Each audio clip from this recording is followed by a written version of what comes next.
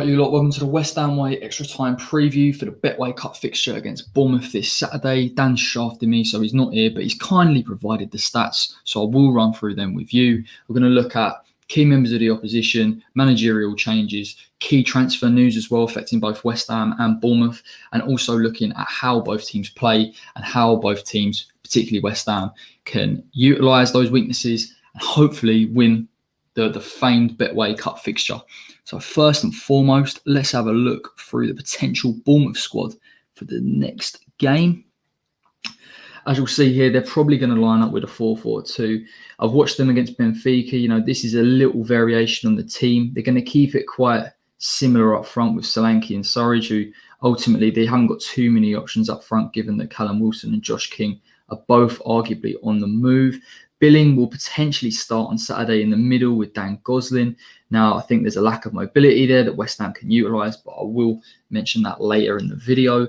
Kilkenny, I've gone for on the right, albeit I think Junior Stanislas may get a couple of minutes against us. I think Kilkenny was brought on in the second half against Benfica, so I wouldn't be shocked if Jason Tindall brought him on to give him a bit of time on the pitch. And give Stanislas a break. I think they'll still stick with Danjuma, who's going to be one of their key danger men.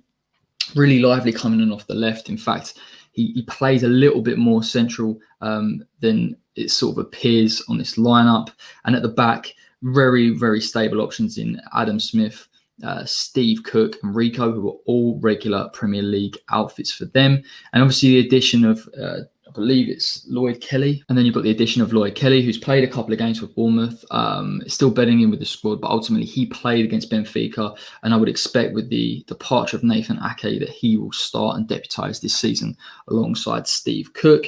Begovic currently will play in the goalkeeper position. Obviously, they've sold Ramsdale to Sheffield United, and Begovic has come back from a loan deal at AC Milan. So I think that'll be a team that they'll play. Obviously, they're resting a couple of players, but ultimately there won't be too many variations from this team. Now, one of the key changes at Bournemouth has been the change in the manager. As you see here, Jason Tindall has come in for Eddie Howe, who's left the club after a number of years, getting them promoted through the leagues, stabilising into the Premier League. And unfortunately, they slipped out last season, despite having a really good run of form near the end. Tindall, we don't know too much about. He's an assistant manager for a long period of time. He's been in the background at Bournemouth, and he has kind of been Eddie Howe's right-hand man. I think the chairman at Bournemouth has arguably kept him in for a bit of continuity and to try and stabilise the club in a time where a lot of their key players are leaving, and we're not too sure about what he offers in terms of playing style. There could be an argument that he's going to keep it very, very similar to Eddie Howe, not try and rock the ship too much. Bournemouth have only played one pre-season game leading into the Championship campaign, so it will give their fans a chance to see what they're going to produce next season and whether there'll be any changes in formation. Now, obviously, I've touched on it just there.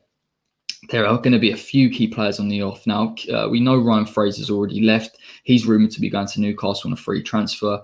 Ake was the biggest departure at 41 million to Manchester City. The two you see on the left and the right, Josh King and Callum Wilson, they're front men, the men that get them the key goals. Now, they will probably be off. I think there's rumours that Wilson will be moving to Newcastle alongside Fraser. Josh King, I can't imagine will be in that division too long. He didn't play against Benfica, so it would suggest to me that he's going to leave eventually. But these are massive changes for Bournemouth. You know, this is a real spine of a team. You see at the up front, the striker, the midfielder, the creative midfielder in Fraser. They struggle when Fraser didn't play as many games in the squad last season. And obviously there was the reasoning behind the lack of a new contract, not giving him the wages that he wanted. And ultimately they struggled to create chances. And I think particularly with the Bournemouth squad, you know, the departure of players like Harry Wilson as well, gone back to Liverpool, they're losing some of their key creative players. Now let's have a look at one of the key areas that I want to touch on, particularly with regard to the style of play that Bournemouth will implement on Saturday. And this is just a snapshot of what I took against Benfica. And this was a chance that the Benfica had just before they scored their goal. It was Adel Taarabt from a very, very similar position. And you can see here that both Cook and Lerma, the space between them has allowed that number 10 to get free and to get a shot off on target. It was very, very similar in Taarabt's goal. The issue with that Bournemouth midfield is that in a 4-4-2, the players need to be mobile enough in order to close the space when they're on the defence and equally get forward. Bournemouth, as we've seen in the past, are very, very good at attacking with numbers. We've seen that through the wingers, through the midfielders, through the overloads in the box, that they tend to get a lot of goals. But they don't have a very mobile midfield. For a good as player as Lerma and Cook are, they've pushed too far on. They're not compact in front of the back four. They're not sitting there, and therefore that allows the number 10 to have space. And it was interesting for me to see this kind of weakness in their defence, because ultimately that's something that was a trademark of how Eddie Howe played. And we've seen that Tyndall's had a couple of months now with that Bournemouth squad, and he's failed to make that key change in being a little bit more defensively solid. And I think Bournemouth will come undone this season if they're unable to remedy that. Again, who we're going to see on Saturday in terms of Billing and Gosling, they may play more defensively. But if they try and fit in with that system of pushing the two midfielders on, they're going to get exposed, because Gosling and Billing don't have the same level of pace, aren't as box-to-box as a player like Lerma. And in particular, not as creative as a player Cook. So they could get exploited. Moving on to some of their key players, and I think this is good to talk about as well. I want to bring up Danjuma. Danjuma got their goal against Benfica, edge of the box, had a bit of time, lovely strike on him. You'll see from his stats here, he tends to get a shot off per 90 minutes, so he is effective in that final third. 133 attacking third touches. He is an offensive player. He will play on that left-hand side or drift into the middle, and it will cause problem for either our midfield two who are sitting. Obviously, it won't be Rice or Souček, and I'll explain who I think will play. But on that left-hand side, Fredericks, if he does play, is going to have to be very, very wary of him. He likes to stay offensive. If Fredericks pushes up in a West Ham attack, this will leave Bournemouth to counter. 21 successful dribbles isn't a bad statistic. I think we haven't seen too much of Danjuma, particularly in the Premier League. He come in for a lot of money. I think there was a lot of potential put on him. I think people thought he was going to come in and take to the league, as some previous Bournemouth players have.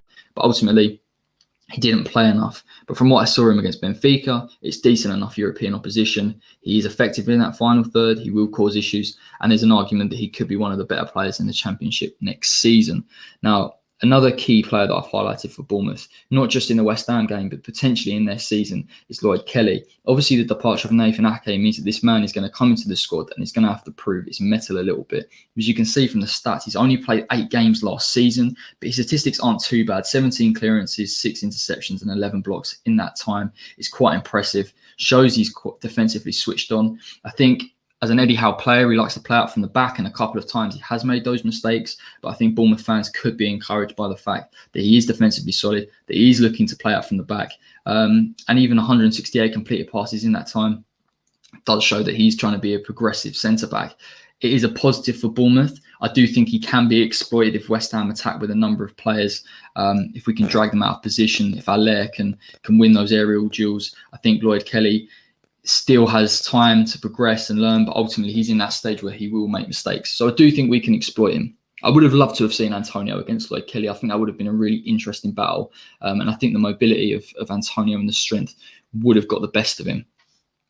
Moving on to West Ham, of course.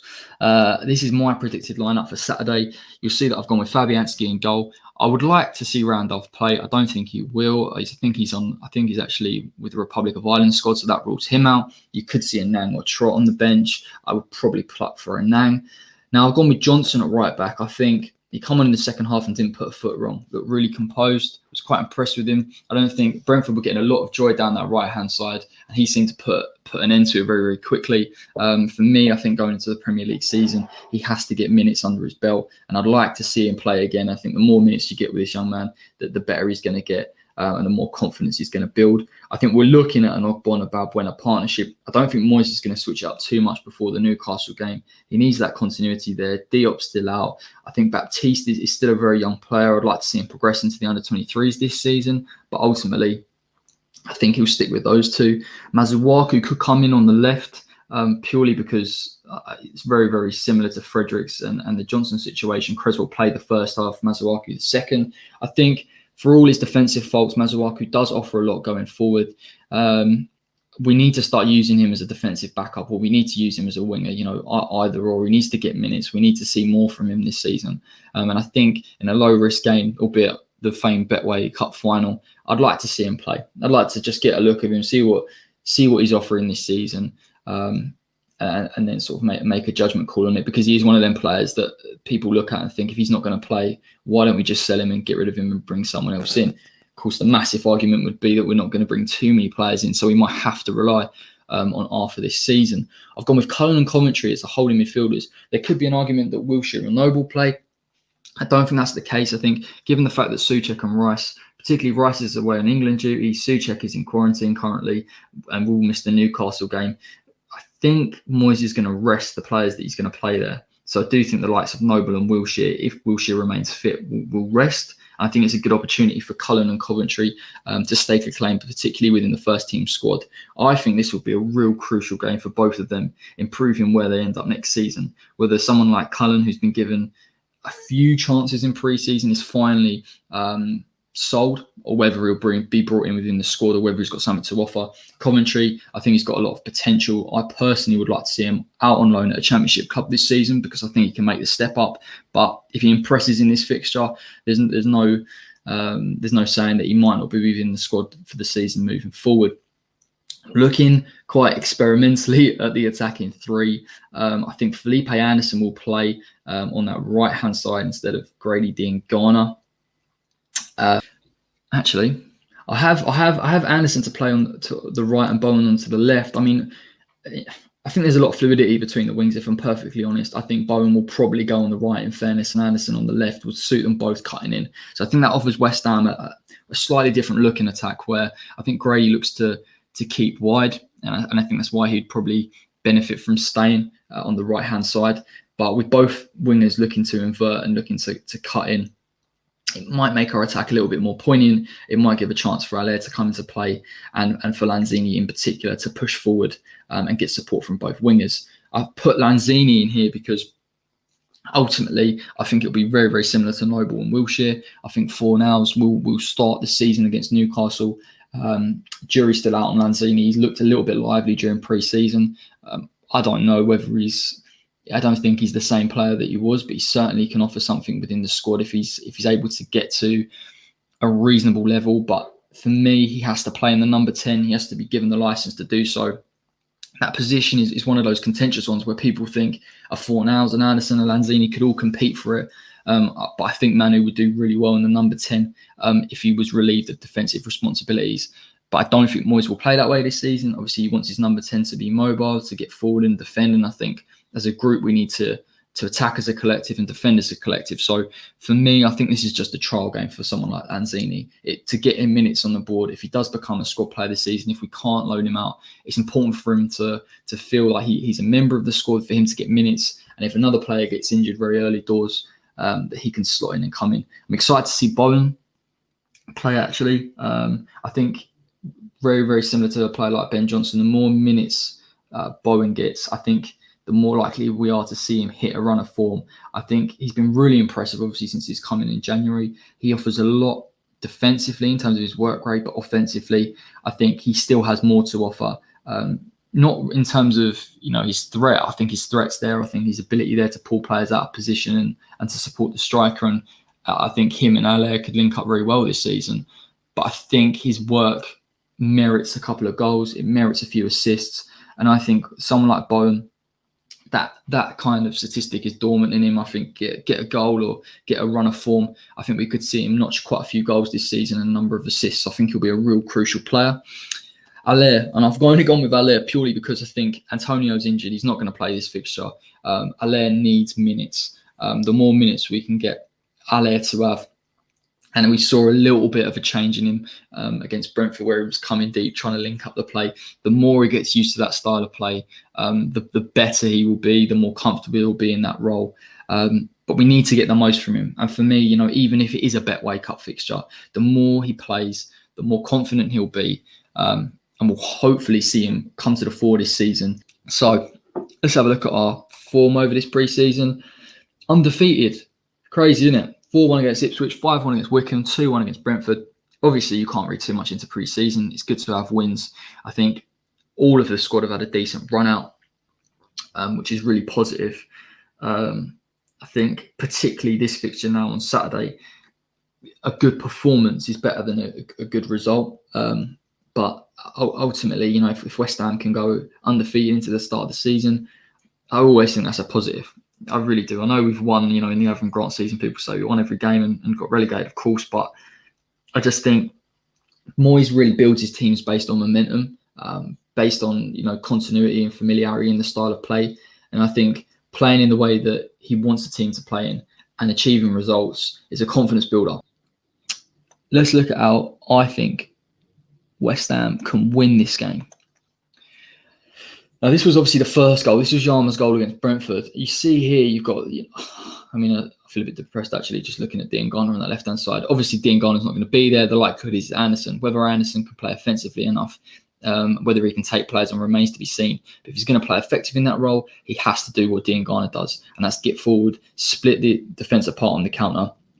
And I think the key point here as well is through the progressive runs of both Yarmolenko and, you know, ultimately Anderson, Fornals will be able to find space in that number 10. We haven't seen too much of Fornals really, particularly towards the end of last season because of the lack of space he had, the lack of opportunities he had to pick up the ball in the final third. And when you see it on the counter, he's the guy with the quality to make that final pass. And I think particularly against Bournemouth, you know, where they tend to leave space between the lines, where the two centre midfielders push up, I think Fornals can find that space. And I think as long as he's got wingers either side him in Jarrod Bowen and Felipe bombing forward, I think the number 10 role for this game in particular is probably going to be the key. Let's have a look at the key players, I think, for West Ham.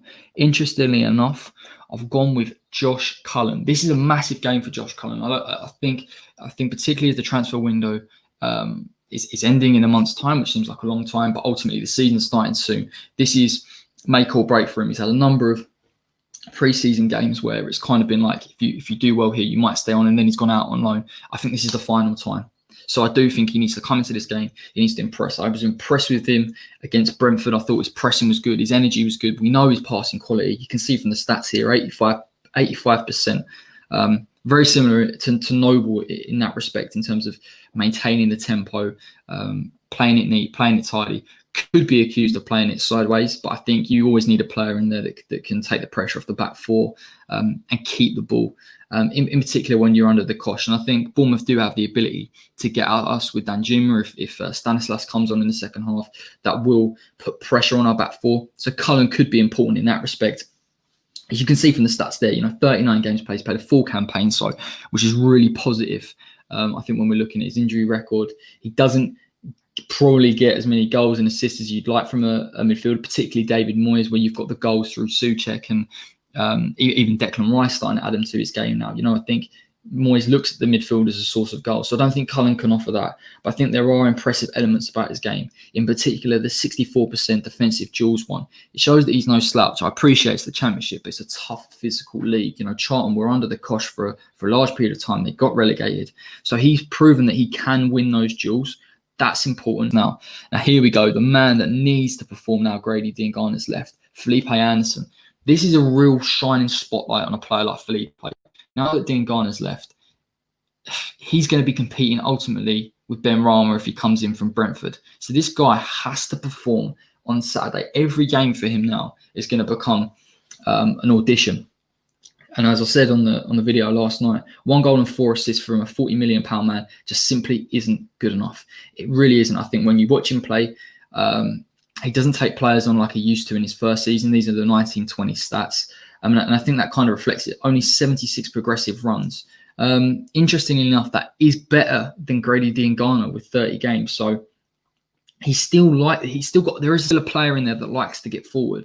But I just don't think we're seeing it enough from him. And I think it's a mentality thing. I think he's obviously got the ability, but I think the thing that affects people the most is the lack of consistency. Felipe Anderson isn't and hasn't been, even since he's come into the club, consistent over a number of games. The only time he was consistent, I believe, was, I'm going to say, December 2018. We scored a number of goals. I think it was against Palace, could have been Newcastle, where we were on the counter and he thrives and he's got the pace. And that's the frustrating thing about someone like Anderson. We know he's got the pace. We know he can get players. He needs to be showing that in his game. And I think when you look at Grady's stats, are very, very similar in terms of dribbling success rate. But the difference between Grady and the difference between Felipe is Grady got, I think it was 8 goals, 6 assists. Felipe's got 1 goal and 4 assists, albeit it's a different league. I completely understand that. But I believe Felipe's got real quality in him, but he's not doing the right mental things. There is also an argument that he would do better in the number 10. I think that's true. I think giving him a lack of defensive responsibility is more what it's about. If he was able to play on the left-hand side and feel comfortable in not tracking back as much, I think we would see him take on the fullbacks. But ultimately, he's been conditioned in a team where he's got Aaron Creswell behind him to support him. And Aaron Creswell is a huge weak point in this West Ham side. And I will mention the fullbacks because it would be wrong not to mention these 2 weaknesses. They are clearly our weakest point.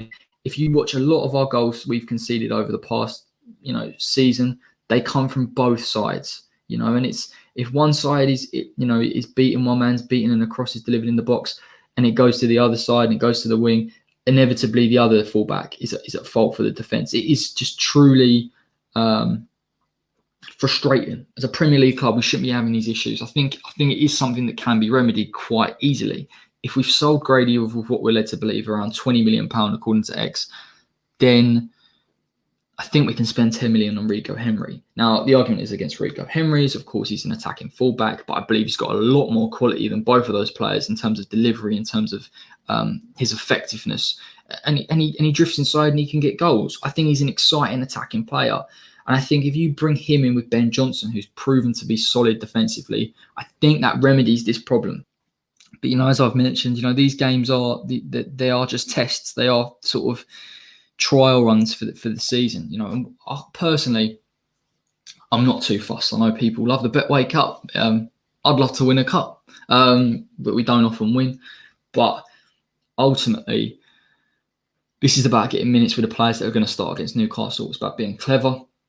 It's about taking them off after 60 minutes. It's irrespective of the result. I want to see a good performance. I want to see some remedying of these issues, the fullback and the service to Allaire. Those are the 2 key issues that West Ham will face this season. I want to see some kind of proactive solution from David Moyes to resolve this season. It's about getting the players in that can play consistently enough. I believe Bowen can, and it's about some of our other players stepping up to the mark. I think it will be a tricky season. I really, really do. I think we are going to come up against teams that are going to exploit our weaknesses. I think if we can't get enough out of Allaire, if we haven't resolved that solution that we need to, because I don't think we're going to bring in a striker, we are going to have to. We're going to have to figure out. We're really going to have to. We either bring reinforcements in, or stylistically we work to our strengths and we minimise our weaknesses. But listen, let's just avoid the injuries. Let's just avoid the injuries for now. Let's not go down that path of getting any more players injured than we have to, and it will give us a good chance of succeeding as much as we can. So yeah, obviously everyone's a little bit upset about the Grady Diangana news. I hear that he's off as near as tomorrow. So when he goes, he'll probably have left. It's really frustrating. I've covered it obviously all in a number of other videos. But yeah, we're just gonna have to look forward now. Hopefully go and beat Bournemouth, win the Betway Cup, push on to Newcastle. Newcastle next week is obviously the first Premier League game of the season for West Ham, as it is for many other clubs. It's going to be a good one. Football moaning, I believe it will probably be on a Wednesday. The preview will come out on the Thursday or Friday. Dan will be here. As I said, he shafted me, but he will return. It'll be really, really good to get the journalist on as well, to get another perspective on the opposition. I hope I've done Bournemouth as much justice as I can. I'll try to do my homework. And then obviously extra time, the first extra time of the Premier League season will be there. We'll be back, actually, in fact.